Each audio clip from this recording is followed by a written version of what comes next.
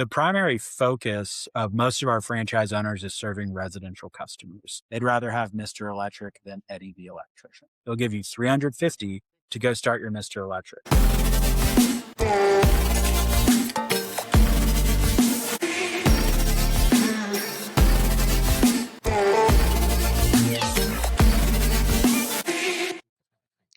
Welcome to Franchise Focus. A lot of people who explore franchising talk to franchise development teams, but today we're talking with someone who sits on both sides of the table. Austin Meek is the Director of Franchise Development for Mr. Electric, part of the Neighborly family of home service brands. His role is helping candidates evaluate whether this business is the right fit. But wait, what makes Austin's perspective unique is he's also a franchise owner himself. He owns Precision Garage Door franchise within the Neighborly network. So he has lived the experience of building a service business, hiring technicians, growing revenue, and running the day-to-day operation. Today, we're going to talk to Austin about what makes electrical service such a strong category, how the Neighborly platform supports its owners, and what Austin sees when strong candidates move through the discovery process. So welcome to the show, Austin. Thank you, Laura. I really appreciate that introduction. It's wonderful to be with you. Yeah, no, it's great to have you. Can you, you sit in a very unique position as I introduced, that you can give such relevance to the people you're talking to. You're living it day in, day out, but also, helping people that think they're interested in franchising to truly determine if they are and if Mr. Electric's the right fit. But do you give a bit of background about how you got into this world of franchising and then also into owning your own? So I kind of got involved with franchising because I realized I had started a small business and wished that I had a franchise. So I was having to do it all on my own. So in 2015, I was living in Waco, Texas, and my ex-wife now, but my wife at the time, when we were in high school back in Dallas, had worked for a cookie and ice cream place called Pokio's. Great location. It's next to SMU University. And she had been their first employee when they opened up. This would have been 2006. So fast forward 10 years later is 2015. She and I are getting married and both kind of unsure what we wanted to do with our lives. So my plan was going to go to law school. I'd taken the LSAT, been accepted to a few places. And one of the schools I've been accepted to was Baylor University in Waco. So our plan was, hey, let's move to Waco. It's 90 minutes away from Dallas. And that's where my ex had gone to undergrad. And so the idea was, hey, I'm going to be in law school. She talked with the Pokio's owners here in Dallas and said, hey, you've had this one location for 10 years. Would you let me take your concept, but make it into a food truck? So we opened up a food truck in April 2015 in Waco, Texas, serving cookies and ice cream. And basically what we got, Laura, it was sort of similar to a licensing deal, not quite a franchise. So They gave us the recipe and they allowed us to use their name and gave us their supply chain. But outside of that, this older couple couldn't really tell us anything about how to run a food truck, 90 minutes away. So It was a good start for me in business because frankly, the things that would have been really hard for me, which is like coming up with the supply chain, getting all the legal entities set up, that stuff is harder for me. The stuff I'm good at is like the personality side, communication side. And so it was a really good marriage for a little while. They let us have their recipes and the name, and we got to ask them our more general, like, hey, what's a P&L business questions? And they would walk us through that. In the process of having this business that we started in 2015,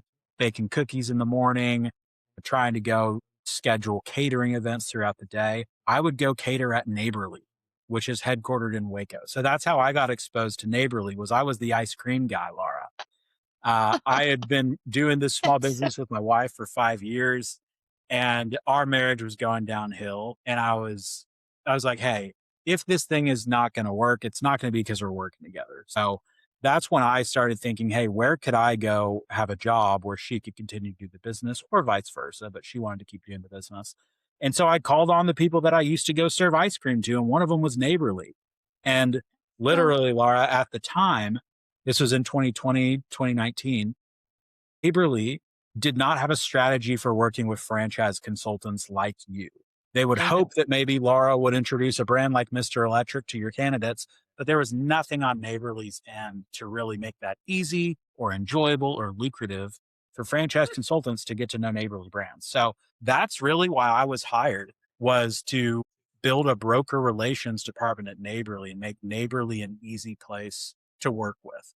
And that's how I started here at the company. I started doing development for an individual brand, which was called Precision Garage Door Service. And through that process of helping other people look at the franchise, I just got to know the business and I got to know the franchise owners. And in December 2023, got a financial partner together and said, hey, I don't have any money. I spent it all on cookies and ice cream 5 years ago, but you should give me some chips and we can start this franchise together. I currently do still work at Neighborly helping people look at our businesses, but I specifically work on our brand, Mr. Electric, like you mentioned. And Yeah. then nights and weekends, I've got my Precision Garage Door Service in Portland, Maine franchise. So I live in Dallas. The business is Wow. up in Portland. It's just like everything in life. There are pros and cons. There are issues and opportunities. This is just my particular brand of crazy, and I'm glad to tell you a little bit about it.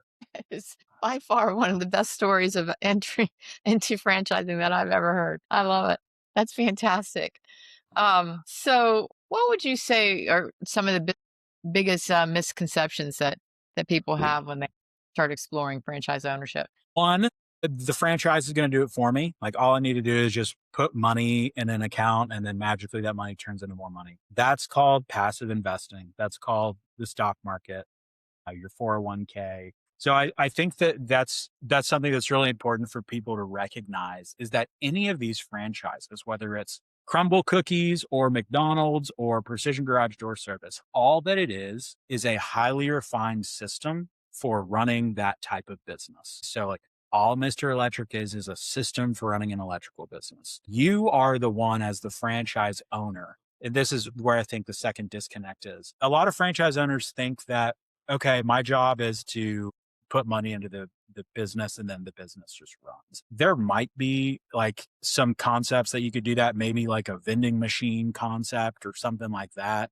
But I don't really know of any other good businesses where the owner or a human is not involved in the daily basis. But here's what I tell every candidate, Laura, is that I was getting on a flight a few months ago and I was talking to the airline pilot and he said, you know what? If you're flying from Dallas and you're flying to Phoenix, about 60% of all of the fuel that's in this tank is going to be used in the first 5 minutes of this journey. It takes a lot to get one of these airplanes off the ground. And it is the same thing with any business, whether you're starting a franchise or you're starting it independently. It's going to take an outsized amount of effort at the beginning. So if we're keeping with the airplane analogy, your responsibility as the owner of this business is to make sure there's enough fuel in the tank. And that fuel is time and it's money. It doesn't have to be your time. You can go hire people to do that work. It doesn't have to be your money. You can go get a loan from the SBA or friends and family. But at the end of the day, you're the one who's responsible for making sure that the plane gets lifted off. And there is no way that your plane will get lifted off if you're not involved. Because I guarantee you the manager that you're hiring to run the business, I do this with my Precision, Laura. I've got a manager up in Maine who runs the business. They don't care about it as much as I do. That's just the reality. So I have to be okay with the fact that either I'm going to give the keys to someone who doesn't care as much as I do because I need freedom or more control in my life over here, or I'm going to knuckle down. I'm going to start this business. Like the most likely way that you're going to succeed if you're leaving corporate America and coming into a startup is if you're focused on it 100%. Keeping your job and starting the business on the side, like what I've done, it's really difficult. And I wouldn't suggest it for anybody. That's what I needed to do for me to have a chance at having my own business. So that's the leap that I made. But the reality is that it is so taxing. And most people don't have the time management skills necessary to be able to pull off both of those things and still do a great job for the W-2 employer while also being able to dream big for themselves. So that's a misconception that I try to clarify with people up front is that this is very similar. My last analogy, and then I'll shut up. My wife and I, we recently had a baby. We had a baby in September, a baby girl named Molly.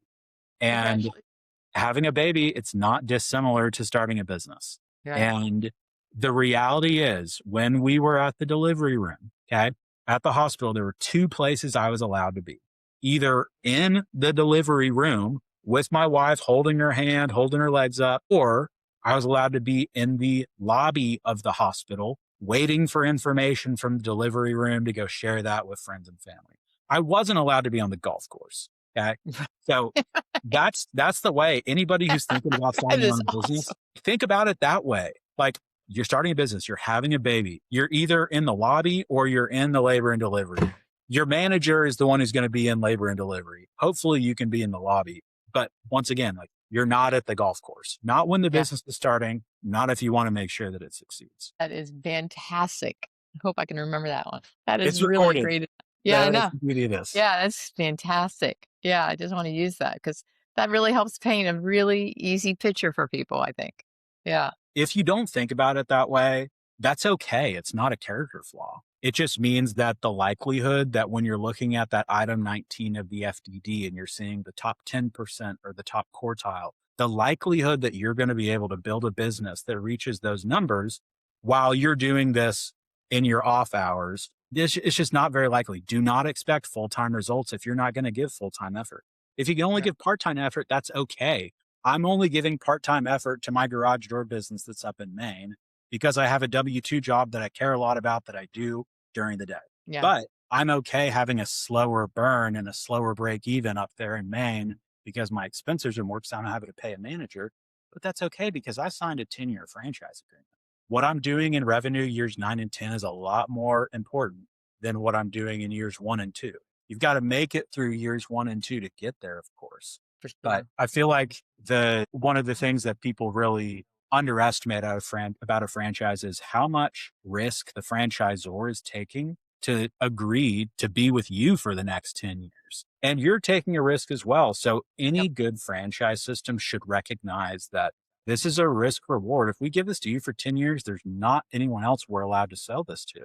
So in Mr. Electric's case, you're going to give 6% of your sales back to Mr. Electric in your royalty. They would so much rather wait to have a rock star a few months from now rather than just bring in the person today who has a pulse and a paycheck. That's Right. not the way that our franchise works. There are smaller, more emerging Zors who might be more incentivized to have a candidate like that. But these neighborly brands are so legacy. I mean, Mr. Electric's been around since 1994. 1994. Neighborly's been around since 1981. Wow.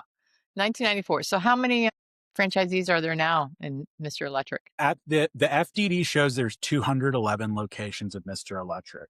We will have a new FDD published in April 2026. That'll tell us the new numbers. I know the system grew, but I'm not sure exactly what the numbers will be in the FDD, but more than 200. So people that are interested in electric, let's walk through what work you guys tend to do, what kind of the mix is between residential and commercial, and how that falls out, and how the licensing stuff works. If you can walk through that. Sure. So just in terms of the work that's performed, once again, all this is a system for doing electrical work. You're able to do residential, commercial, industrial, government projects. We have a ton of franchise owners, particularly on the West Coast, who do a lot of EV charging stations, installing Tesla battery packs, generators, literally anything that is electrical, you can run through this system. Now, the primary focus of most of our franchise owners is serving residential customers. And the reason being is, one, it's really nice to get paid at the time of service. When you start doing commercial work, you'll go do it for them, and probably it's a big job, and they are going to wait every second of that 45 to 60 days before they pay you. I know it because I do it with my garage door business, right? Yeah. So that's one reason that can preclude people from getting into commercial work is you simply just don't have the cash flow mechanism within your business to be planned that far in. But the second thing is when we think about Neighborly specifically and Mr. Electric being part of that portfolio, well, the customers of Molly Maid are primarily residential customers. The customers of Mr. Rooter Plumbing or AirServe HVAC or Dry Event Wizard or Five Star Painting, these are primarily residential customers. So to maximize the utility of being a Neighborly franchise owner, you want to utilize that Neighborly network of other customers who already have had Rainbow Restoration come up when there was flooding in my home. So they probably want a similar level of service when they need their electrical work done. They'd rather have Mr. Electric than Eddie the Electrician. As a result, most of the revenue in the system does come from residential customers. I'd say probably 90% of the revenue in Mr. Electric comes from Easy. But we do have some franchise owners who do a ton of commercial work. Generally, the way that happens is you might end up in the process of hiring like, oh, we hired a guy who is a whiz on generators. Well, now what I'm going to do as the small business owner is I'm going to start allocating a few dollars a day to some Google keywords for generators now. And then when those search terms come up, they come get to me. And all of a sudden now I'm doing more generator.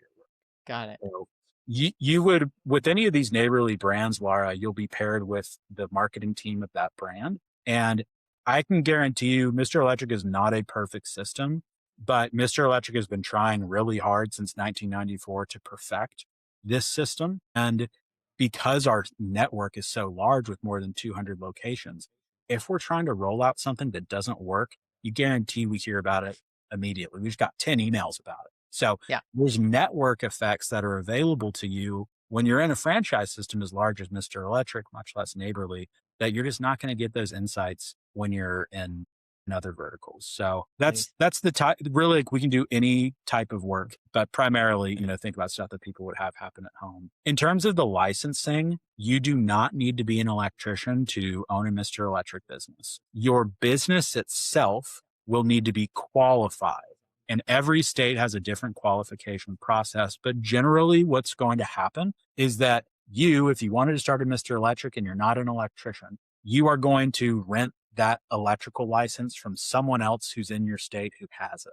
And many states have what's called reciprocity. So, as an example, if I were working with a candidate and they lived in the state of California, okay, well, through the process of our mutual evaluation, if I think you're a good fit and if you agree after our initial consult, then I'll introduce you to franchise owners. And I'll be sure to introduce you to some owners who live in California who can tell you specifically about that. But also, what we're going to go over is that the state of California has reciprocity with Arizona, Nevada, and Louisiana. So when you are trying to figure out who am I going to get to qualify my business, I can introduce you to franchise owners who are in one of those 4 states. Maybe they could be your franchise. They could not only validate the business, but also they might be able to qualify the business for you. But also there is an entire economy, Laura, that I was unaware of before I did this work, of what are called qualifying individuals or qualifying agents. And you can essentially find a broker who you'll say, hey, I want to start an electrical business or a plumbing business in Illinois. This broker will send you, okay, well, so here's 3 to 5 people who have their license, and you'll negotiate with them and you will lease that license from them. Okay.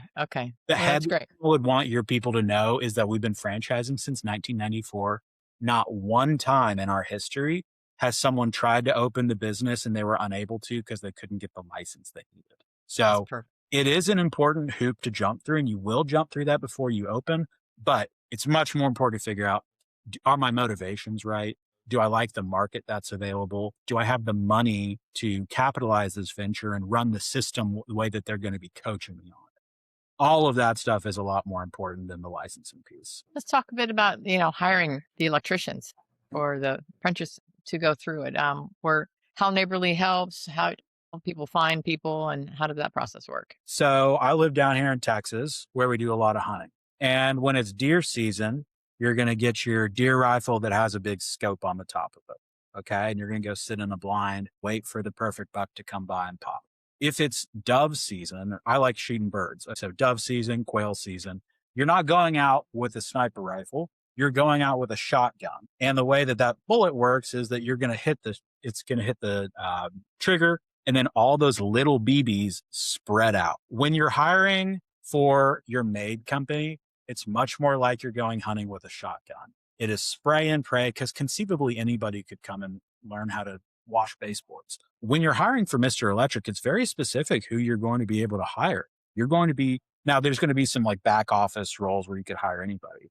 But generally, I would say, as someone who has a business that's not a licensed business with my garage door, it's a lot harder for me to hire than it is for the people who have Mr. Electrics, because they know exactly who they need to hire. Like, you can get a list from your state. This is a list of all of the licensed electricians in the state of Iowa. So I know the person I'm hired has to have their name on there. And if not, they're not able to work for me. So Neighborly does provide a lot of tools for hiring. One of the tools that they provide that I have found super helpful for my business is called Paradox. Paradox is an AI applicant tracking system that Neighborly created itself. And what Paradox Oh, does, Laura, is that just as if you were on LinkedIn or jobs.com or Monster, you're going to have your job posting, right? But rather than going and adding it to LinkedIn and jobs.com and Monster, I upload it to Paradox. What Paradox does is that it blasts that job posting out to every major job board. And through Paradox, I'm able to set up filtering questions. So I can say, hey, have you ever had a DUI? Or do you have prior garage door experience? You can make whatever filtering questions you want. The end result is that the next morning I open up my email, instead of having applications from 500 people who all clicked the one touch application button on Indeed, I now have applications from 5 people, but they're people who already went through my filters and I know they are in fact qualified to work for me. So I have really enjoyed that Paradox tool. But like any of these good franchises, your best resource for knowing how to hire well or knowing how to market well, it's really not the franchisor, it's the other franchise owners. It's the people who are out there living it every single day. It's not a theoretical thing for them, it's a practical thing. So right. that would be my biggest encouragement to anybody looking at a business is recognize essentially you are joining a fraternity or a sorority of people who like making money and being involved in their community. And in Mr. Electric's case, keeping people safe. That's a really important component for us is literally you have a huge role in your community of keeping it healthy. So that's something that I would encourage everybody to lean on, whether it's questions about hiring or margins or how am I going to create a wonderful workplace. Find the franchise owners and talk to them. And it's very much like dating. You know how this goes. You learn just as much on the dates that don't end up in a good spot as you do in the Yeah. dates that are perfect. So this really is a lot of figure out what, if you're smart enough and you can figure out what other people have caused them pain, then you can avoid that pain yourself. I'm not really one of those people. I tend to have to put my hand on the fire, but not everyone is. And if you're someone Right. who can learn from other people and you're proactive about being involved in that network, you will be amazed at how fast your business can grow. Because what franchising offers, I don't know anything else where this is the case, Laura. It is an opportunity to simply write a check and expedite your experience right there. And I tell people all the time, like, Laura, you're a really smart, engaging lady. If you wanted to go start Laura's electrical company today, you for sure could. Like, you've got enough money to do it. You're clearly smart and you want to have control over your future. But the reality, Laura, is that you will make you will make problems today and have issues today that we dealt with in 1994 when we were a brand new electrical company. No, are you willing to write a check to make up for 30 years of lessons and knowledge that we've accrued? Some people go through this evaluation process and determine that that is way too expensive. This is not worth it. I can do it on my own. That's totally fine. But some people who do look at it recognize, hey, maybe I could just write a check and speed up some of this. And those are the people who tend to bring through the system and have a lot of success. No, yeah, I want that support. I mean, just the success of Mr. Electric alone, let alone having, neighborly behind you. Well, Let's and let's can I make one quick anecdote? yeah. Just talking about the support, it's not always in the ways that you would think. So sorry to bring it down a notch, but last week I had a tragedy in my precision garage door business where a young man who worked for me was driving to one of his jobs and was involved in a fatal single car accident. Oh So my young man who just passed away while he's on the job. A really, really difficult thing to deal with regardless. But the next morning when I got to my office, I took a day of PTO from Mr. Electric so I could focus on this. And when I got to the office, I had a meeting already scheduled with Neighborly's PR director to tell me, hey, so like if news agencies reach out, here's like a good condolence response. Or like got to talk to my brand president. He said, hey, Austin, this is not the first time a service professional has passed away.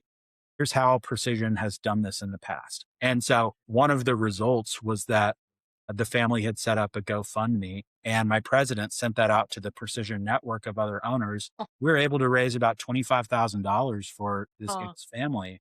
yeah. And I felt I had franchise owners calling me and texting me that I haven't even really done a good job of building those relationships, but they just knew that I was going Yeah. through it and they could imagine what it would be like if they did. So Oh, this tough. is a situation that would have been so hard regardless. Having your own Right. business is going to be tough regardless, but having the support that a good franchise can provide for me, particularly during this trying time, it has been worth its weight in gold. So I'm Yeah. every 6% that I give Yeah. or that I give Precision rather, I'm one of those guys that's like, I'm going to give you 6% of my sales, whether I like it or not. So I might as well make sure that I'm getting as much value as I can from my Right. franchise business coaches, and the president, and the marketing team, and helping step up during this tragic time for me was one way that the franchise really showed me how supportive they were. And I was really impressed with the tools that were available to me. Yeah. So sorry. That's so Thank you. sad. So tough for everyone. I can't even imagine. But yeah, we were in terms of that support. I do not in that level, but I do try to talk to people about when they think about a franchise. You'll be totally surprised at what other franchisees will offer and how much they'll help and teach you, as well as the franchisor. And at least they're there all the time when something goes wrong, because things will go wrong. Talk a little bit more about some of the technology that Neighborly offers. So you've got a technology package that every Neighborly franchise will use, and your candidate and I would go through the FDD together and look at that. The main CRM that we use at Neighborly for these brands is called Service Titan. It's really considered the premium software for home services. And Neighborly's so large now, Laura, we've got more than 5,500 franchise locations. We're the world's largest franchisor of home services. So we are now actually Service Titan's single largest customer. As a result of that, we have like routine check-ins with Service Titan. The brands have their own account representatives. We can make modifications to the Hmm. platform if and when it's needed. But the Service Titan, that's something that I would say I've been in business for 2 years with my garage door business. I'm in like the second inning of really utilizing Service Titan's capabilities, particularly for marketing and communications. So you've got your whole inventory logged in there. You could be doing a lot of work through Service Titan. But the second piece of technology that I think is really helpful is another internal tool that Neighborly developed. That is a reputation management tool. So Yeah. anytime that my guys go fix a garage door or one of our Mr. Electric service professionals goes and upgrades your panel, after the job, the homeowner is sent a request. Basically, this is to generate what's called net promoter score. So on a scale of 1 to 10, how was your experience? If they give a good rating on that net promoter score, the system, this is all happening automatically. I'm not doing any of it. The system automatically will then send them a request link through Google. Say, like, hey, that was great. Would you be willing to leave a Google review for this? That automatically becomes part of our Google business profile. The more often your Google business profile is updated, the more frequently you're going to show up organically. So having this back end reputation management tool that's running all the time has been so helpful for our search engine optimization, for making our website just look more professional and make our Google business profile pop out for more people. I feel very confident that there is not a garage door company that I compete against that has better technology or better tools than me. And I say the same thing with every electrical company. No, as long as you are a Neighborly franchise owner, no one is going to beat you on the tech stack because we, due to our size, have the opportunity to have this amazing technology, but to amortize that cost across all 5,500 franchise locations. So like Right. as a Right. result, if you're an individual electric who wanted to go get Service Titan, for you to have it probably like 300 or 400 bucks a month for you to have that Service Titan for your electrical business. For us at Neighborly, Service Titan, in addition to this reputation management tool, in addition to all the other tools you need, Microsoft, we've all got Outlook and we've got Teams and we've got emails, 76 bucks a month. Oh, That is wow. the cost of your technology as a Neighborly franchise owner, 76 bucks a month. So the only way that they can do that is by spreading those costs across everybody. And that's the thesis at Neighborly, is that we have a bunch of brands that all serve generally the same customer. And it's generally a customer who has more money than they have time. And they're looking for convenience. They're looking for the company that is ridiculously easy to work with, that doesn't see themselves as an electrical company, that sees themselves as a customer service organization that happens to understand the electrical in your home. That's really the distinction that we have there. And so this thesis of find like-minded brands, have them all utilize a similar platform and technology to drive down the costs. That's what Neighborly has been working hard to do. And I think they're doing really successfully. That's fantastic. Let's talk through. the onboarding and somebody's coming on and just some of the challenges that what the first 90 days looks like, and then maybe some advice you'd give to someone considering owning a home service business. So your first 6 to 8 weeks as a franchise owner is largely going to all be happening online through virtual meetings like this with your franchise business coach, the marketing team, the operations team. As long as you're a franchise owner at Mr. Electric, you are going to have a series of franchise business coaches who you work with, and it's based on revenue. So your first franchise business coach, you're going to work with her from the time you sign a franchise agreement with me until you've been open for about a month. So that first 6 to 8 weeks of online training, you're meeting with that franchise business coach 1 or 2 times a week, going through a list of, hey, okay, so like we need to get vehicles. Well, have you got your vehicle ordered? No. Okay. Well, so here's some companies that we use to order these vehicles. Here are some franchise owners who just got vehicles if you want to talk to them because they want a different route. And if you want to go call your own local Ford or General Motors, you're welcome to as well. So the franchise business coach will kind of work with you to knock out all that stuff, what we call sure start training. That's the Okay. first 6 to 8 weeks generally of you owning your franchise. You're doing lots of training and just helping get the business ready to launch. Once you finish your initial phase, then you will come to Waco, Texas for a week of what we call business and systems training week. That's where you're Okay. learning to use Service Titan. That's where we're going into a lot of these other tools that you're going to run on a daily basis. Once you have completed your business training, you technically are going to be legally able to open your business because you've been trained on all of our tools and the software. As an additional optional third phase, we do shadowing. So we'll try to pair a new owner with an existing owner, go spend some time then. Maybe it was someone that you met during the validation process. Maybe it's someone who just happens to be regionally close to you. But that's a third, but really encouraged phase of training is go see how they have their office set up. The reality is that the guy who lives in Las Vegas would love to share his secrets with the guy who's in Louisiana because you're not taking his customers. And in fact, him giving you those secrets helps increase the whole enterprise value of the business. And then when he's going to sell his individual franchise business, it's going to be worth more. He's going to get a better multiple. So there is a very common incentive structure among all these franchise owners. And these franchise owners, they are here, they want to be helping you, they want you to succeed. And they're willing to do that as soon as you start reaching out to them, which for most people is during that training phase. What do you think is a question you wish every potential franchisees asked you while they're looking at Mr. Electric? Yeah, I mean, I think that a really important question is, do I have enough money to do this business the way that you guys are going to coach me on doing it? So, like, as an example, Laura, when I first started at Neighborly back in 2020, the max that the SBA would give us for a Mr. Electric was $150,000. That was the maximum loan that a Mr. Electric franchise owner could qualify for.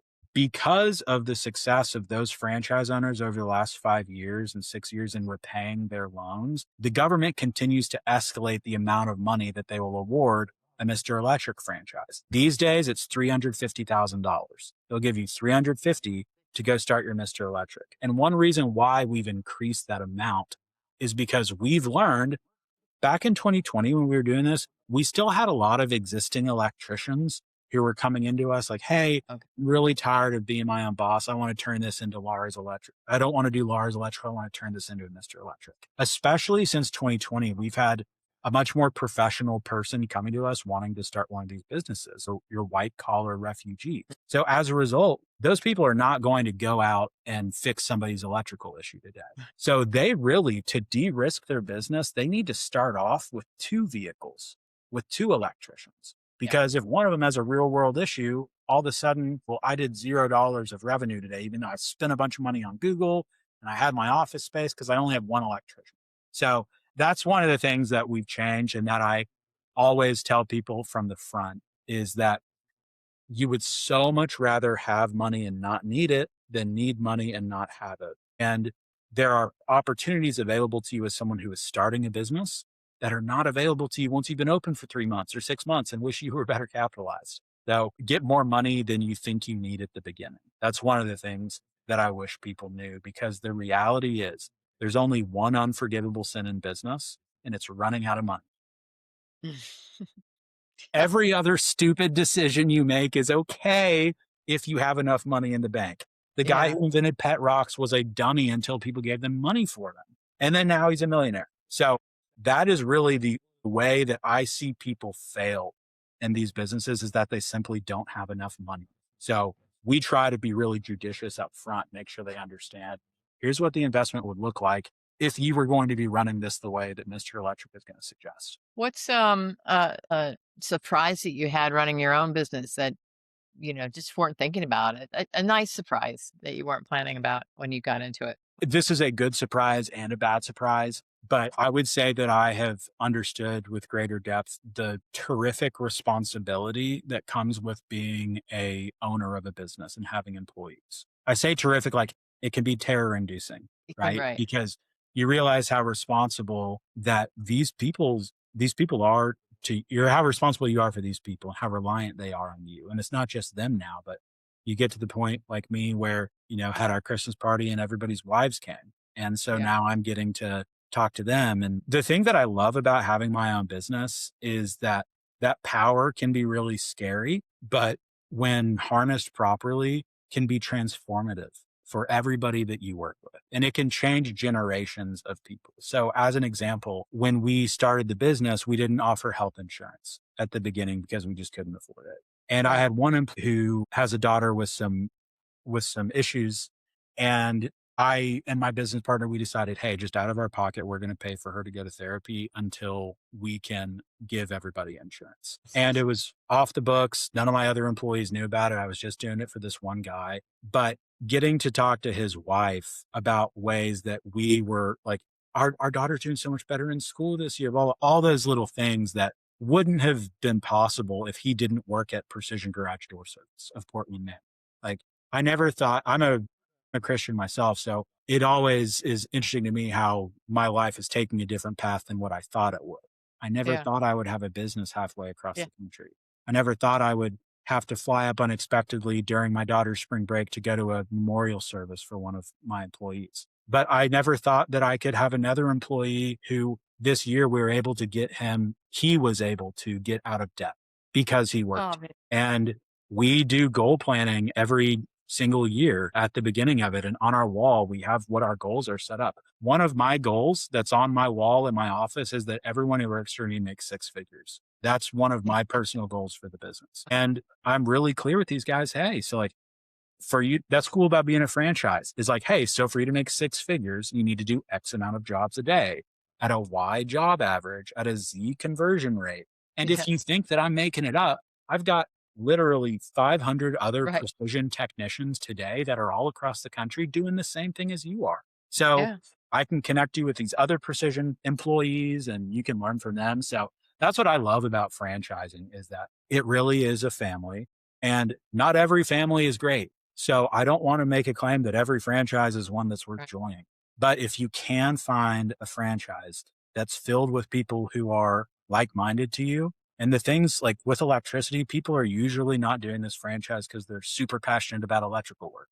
Right. They're doing it because like they want something that's recession resistant, that's AI resistant, that they know is a necessary service in their community. And frankly, they probably have had an experience that was bad in the past, which made them Yeah. recognize, hey, I bet there's a better way to do this than having my wife have to sit around for 8 hours and then the guy doesn't even show up. So Right. that's what a franchise can provide to someone is a unique opportunity to speed up your process of learning all these hard lessons. And then if you can lean into the system and learn from other franchise owners and implement the recommendations of the franchisor, if you've got enough money to do it, it is highly likely that the business succeeds. And if any of those other elements aren't there, it's probably more likely that the business doesn't. So Right. measure Right. twice, cut once, try to find a good franchise. And that's why people work with you. That's right. No, what a perspective you give to this. This has been very informative. I really appreciate it. Anything else that you want to wrap up and say about Mr. Electric? I just want to say that Mr. Electric is probably not the right business for you, but I would love to talk to you about what your goals are for your business and help you identify what is the criteria that I'm looking for so that if I do find the right business, it smacks me in the face and I know it. Yeah. So electricity, it's not the sexy thing, and that's okay. But asking yourself questions like, is it important for me that the business is recession resistant? For some people it is, some people it isn't. If Right. it is, Mr. Electric's good. Is it important to me that the business is resistant to AI? Some people that's important, other people doesn't. If it is, Mr. Electric continues. And so you kind of just take this decision tree, but make sure that you know what your criteria is. What kind of systems and training does this franchise provide so that I could eventually be out of a job because they have done such a good job showing me how to train the people who are beneath me? Like, not every franchise has all of these things. And I think that that's a common misconception that every franchise out there is the No. same. Like, they're very different. So I would encourage anyone who's looking at a business, whether it's Mr. Electric or not, think about what your criteria is. And then even if Mr. Electric isn't the right fit for you, I would love to help you understand why this isn't the right fit for you so that you can identify what's important and you can go find another business that has that. My encouragement is that you can do it.